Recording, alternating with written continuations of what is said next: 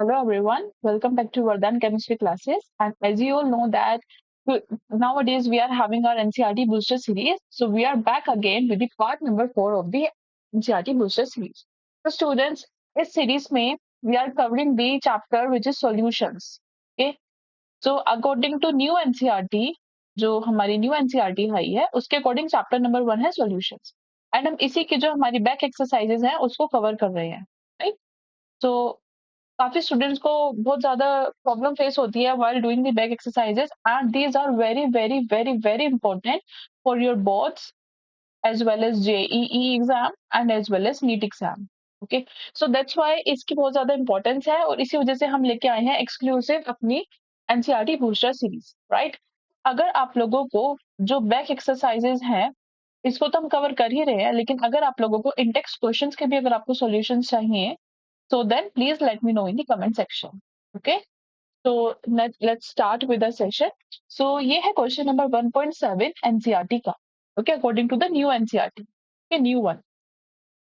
So a solution is obtained by mixing 300 gram of 25% solution. एक solution हमने बनाया जिसमें हमने 300 ग्राम मिलाया 25% solution का और 400 ग्राम हमने मिलाया है फॉर 40% सॉल्यूशन का बाय मास. हमें यहाँ पे क्या कैलकुलेट करना है? We have to calculate the mass percentage of the resulting solution. Student से काफी ज्यादा इजी क्वेश्चन है, राइट? अगर मैं इसके सॉल्यूशंस की बात करते हैं तो यहाँ पे 300 ग्राम ऑफ 25% सॉल्यूशन है. ओके, मतलब हमने 25% सॉल्यूशन बनाया, उसका 300 ग्राम लिया. तो 25% सॉल्यूशन का मतलब क्या है? 25 ग्राम इन 100 ग्राम, राइट? सो 300 ग्राम को 25% कितना हो गया? 25 upon 100. 25 4 is 100, 4 7 is 28, 4 5 is 20, it means 75 ग्राम. ठीक है, मतलब अगर हमने 300 ग्राम सॉल्यूशन लिया है टोटल, तो उसमें से 75 ग्राम मेरा क्या है? Solution. Okay, now let's move ahead. 400 gram of 40% solution है, अगेन बाय मास. तो ये तो हमारा फर्स्ट पॉइंट था. लेट अस इसका सेकंड पॉइंट. हमारे पास 400 ग्राम टोटल सॉल्यूशन है जिसमें है 40% सॉल्यूशन बाय मास. तो अगेन स्टूडेंट, 400 टोटल में से सॉल्यूट कितना हो गया? 40 अपॉन 100. तो काफी इजी है. इट इज 160 ग्राम. ठीक है, ये हमारा सॉल्यूट हो गया. राइट, लेट्स से ये हमारा सॉल्यूशन ए है, ये हमारा सॉल्यूशन बी है. राइट, इसको कह देते हैं ये हमारा सॉल्यूट ए है एंड ये हमारा सॉल्यूट बी है. राइट, अब हमसे क्या पूछा गया है? Calculate the mass percentage of the resulting solution. Mass percentage हमें निकालना है, तो उससे पहले हम निकाल लेते हैं टोटल सॉल्यूट. हमारा टोटल सॉल्यूट क्या होता है? दोनों सॉल्यूट्स को ऐड कर देंगे. राइट, दोनों सॉल्यूट्स को हमें क्या करना है? यहाँ पे ऐड करना है. पहला सोल्यूट है हमारा 75 gram which is solute A and दूसरा सोल्यूट है हमारा 160 gram which is solute B. इसमें हमें क्या करना है? दोनों सोल्यूट को ऐड करना है, जो है हमारे सोल्यूट ए प्लस सोल्यूट बी. राइट, तो सोल्यूट ए है 75 ग्राम एंड सोल्यूट बी है 160 ग्राम. इसको ऐड करेंगे तो ये टोटल हो जाएगा हमारा 235 ग्राम. ओके, कैलकुलेट कर लेते हैं टोटल सोल्यूशन. ठीक है, टोटल सॉल्यूशन का वेट कितना है? ये तो आप लोगों को पता ही है, यहाँ पे गिवन है 300 ग्राम हमारा ए है एंड 400 ग्राम हमारा बी है. तो it will be 300 plus 400. Right, तो ये हो जाएगा हमारा 500, नॉट 500, इट्स 700 ग्राम. ओके, अब हमारे पास टोटल सॉल्यूशन पता चल चुका है, ये टोटल सॉल्यूट पता चल चुका है. And what we have to find? We have to find the mass percentage of the resulting solution. Solution की मास परसेंटेज हमें निकालनी है. तो सबसे पहले हम मास परसेंटेज सॉल्यूट का निकाल लेते हैं. ठीक है, mass percentage of solute in the final solution.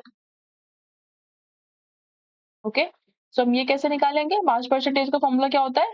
Weight upon total weight. So weight of the solute, weight of the solute हमने कितना कैलकुलेट किया था? 235 ग्राम. ठीक है, सो 235 ग्राम एंड हमारा टोटल सॉल्यूशन कितना था? एंड हमारा 235 ग्राम एंड टोटल सॉल्यूशन का वेट था हमारा 700 ग्राम. सो मास परसेंटेज निकालनी है तो हम मल्टीप्लाई करेंगे with 100.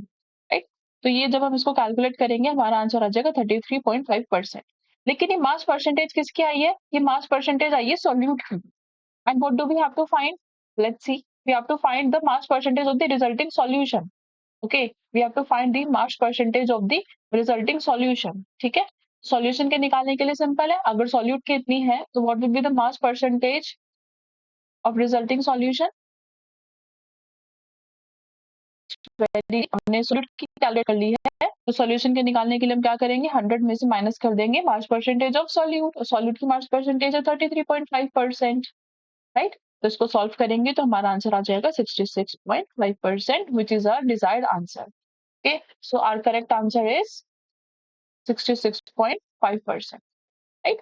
So this is our correct answer, जो कि हमसे पूछा गया था क्वेश्चन में का आंसर, राइट।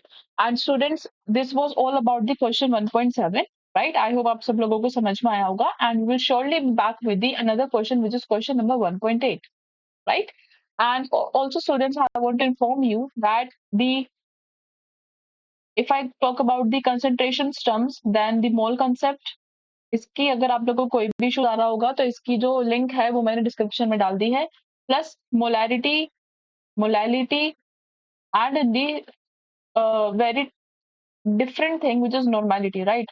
मोलैलिटी मोलैलिटी तो आप सभी को आती होगी, राइट, लेकिन अगर नॉर्मेलिटी की मैं बात करूं तो बहुत ही ज्यादा बच्चों को नॉर्मेलिटी में बहुत ज्यादा कंफ्यूजन होती है, एंड वो बचते हैं नॉर्मेलिटी पढ़ने से, नॉर्मेलिटी का क्वेश्चन करने से।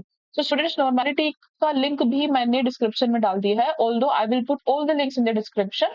अगर आप लोगों को नॉर्मेलिटी में कोई भी इश्यूज है, then please check the description and see the link and watch the videos also। And factor, बिना बिना नॉर्मेलिटी, बिना एन फैक्टर के आप नॉर्मेलिटी कैलकुलेट नहीं कर सकते, एन फैक्टर का लिंक भी डिस्क्रिप्शन में है। Okay, so check the description and see the videos. Thank you for the watching, bye bye.